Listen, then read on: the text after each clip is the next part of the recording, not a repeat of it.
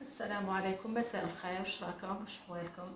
دائما مع سلسلة المأكولات الصيفية. دائما الصيف محيرنا في مأكولاته. أنا حبيت اليوم نشارك معكم وصفة الشكشوكة بطريقتي الخاصة. هذه الشكشوكة بطريقتي الخاصة، لأني أنا أكثر مرحلة نكرهها هي تاع الشي والتنقية ومش عارف شنهي. مالا أنا ندير شكشوكتي بهذه الطريقة وتجي بنينة ما شاء الله. هنايا هاني قطعت الطرشي، نقطعه هاك مستطيلات رقاق، وهنا ثاني قطعت الباذنجان ثاني كيما هاك وراني درت له مغرف تاع فرينه باه ما يشربليش الزيت. هنا حبه طوماطيش كبيره مع الثوم. ونروح دركا مباشره للاعداد هذه الوصفه.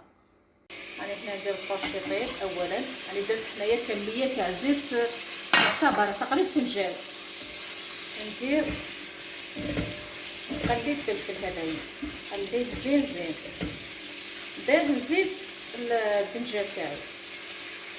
خليت تقلى هنايا زين باه نزيد الدنجال تاعي. وما نديرش الملح لان الملح يخرج الماء اللي كاين في الخضار ولا في اللحم ولا، وتعود ما يجينيش كلي راه مقلي. وهنا نحوس عليه انايا الطعم تاعو مقلي. لو كان ندير له الملح يخرج كاع العصاره اللي فيه. انا هنايا راني نقلي فيه يجيني المقلي نفس الطريقه تاع الطليان. يعني كما المعروف الطرشي كنعودو نقلو فيه طيا يعود يطرطش يحرقنا. بهذه الطريقه امنه جدا، اقلي على روحك. هنا نخليه يتقلى حتى كي يتقلى باه ندير الباذنجان تاعي. راكم تشوفوا في الفلفل هنايا صراحه تقلى وكأن رانا قالين. شوف كيف تقلى معنا. لاني ما درتش الملح. لو كان درت الملح يخرج الماء اللي فيه ما يعودليش هاك، ما يعودش مقلي كيما هاك. بقى نزيد في هذه المرحله نزيد الدنجال تاعي. الدنجال اللي دايرته مقرف فرينه باه ما يتشربليش الزيت. هنايا نبدا يتقلى ثاني. والله جربوا هذه الوصفه رائعه، كانك راك قليتيه وبدون جهد بدون زيت تاع طليان كيما هاك. نقص عليهم شويه النار قبلين حتى يطيب لك الدنجال تاعك باه نلوحو الطماطيش.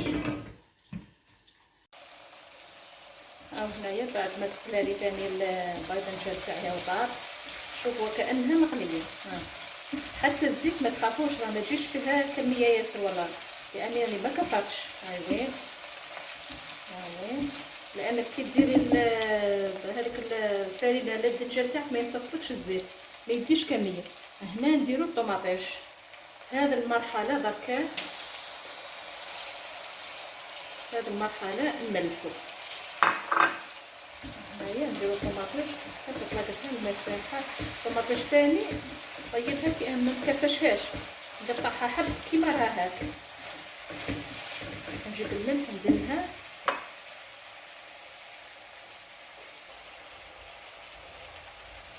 انا هنايا نملح، نروح نملح هنايا.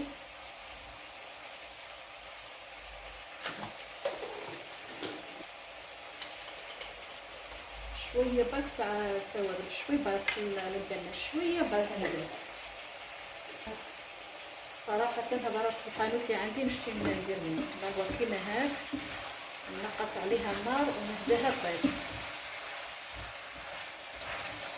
هادشي عاد بنه رائعه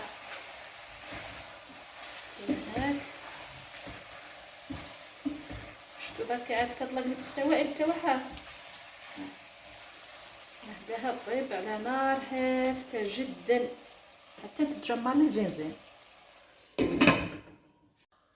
هاي هنا بعد ما طابت الشكشوكه تاعي، شوفوا كانها مقليه. طابت ما شاء الله، تجي ما بين شلاضه. ما الشكشوكه مش كما ديك الشكشوكه تاع اللي تجي ثقيله شويه اللي نشووها هذه تجي كانك راكي قاليتها. هايله. هاي وين شوفي الزيت ما فيهاش. هاي وين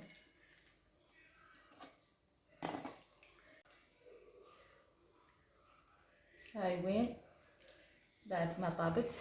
هاي وين جات ما شاء الله، حتى الزيت شوفوا لاصوص تاعها ثقيله. اللي يحب هاي وين هايله، ريحه الثوم ما شاء الله، جات كانها مقليه.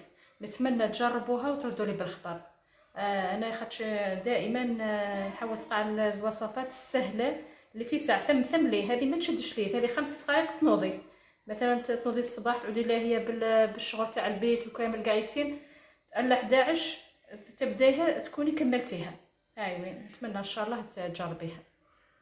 ما تنسوش تدعموني بالجامات واللايكات ان شاء الله، ونتمنى منكم تعليقات زينه.